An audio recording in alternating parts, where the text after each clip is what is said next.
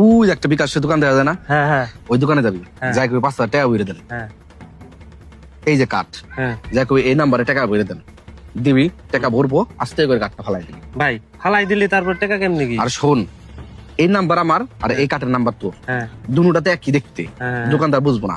এর ভিতরে যখন টাকা বইরে দিব, হুম। আস্তে করে ফালাই দিবি, ঠিক ওই টাকা আসে নাই, পরে এই কাঠটা দেখাবি, হ্যাঁ। নাম্বার মিলাইবো, দেখবো নাম্বার ভুল, নয় তোরে টাকা দিয়ে দিব আর নাহলে ফেরত দিয়ে দিব, হ্যাঁ যে কোনো একটা করবো, হ্যাঁ। তখন তুই আস্তে করে নিয়ে চলে আসবি, পারবি না? আবারও আচ্ছা, বাহ।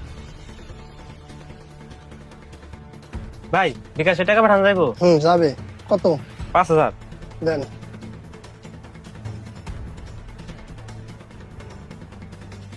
এই যে কাটেন নিচের নাম্বারে দেন।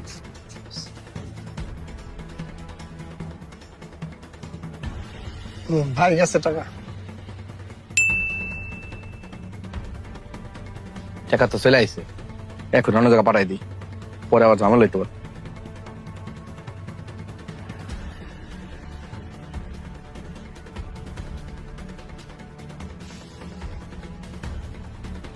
ভাই টাকা তো আসে নাই।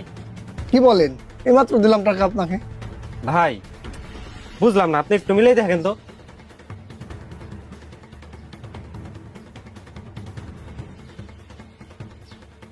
হ্যাঁ ভাই, নাম্বার দেখে একটা ভুল হয়েছে।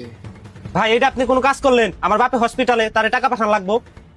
বাপুস, তোর মোবাইলে 5,000 টাকা উড়াইছি। হ্যাঁ ঠিক আছে, আমি এখন আসতে যাবে, বন্ধু রাখি। ভাই আপনি রাগ করেন না, আমি নাম্বারে ফোন দিয়ে দেখছি কি হয়।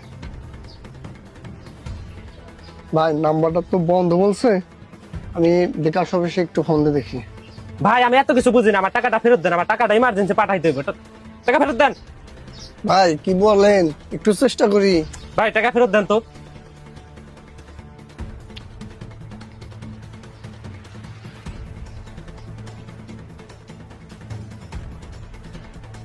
এরকম নতুন একটি চক্র বের হয়েছে আমাদের বাংলাদেশে।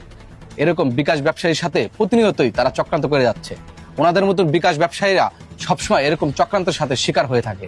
অতএব আপনারা খুব সতর্কভাবে বিকাশ ব্যবসা করবেন, প্রয়োজনে দোকানে সিসি ক্যামেরা লাগাবেন।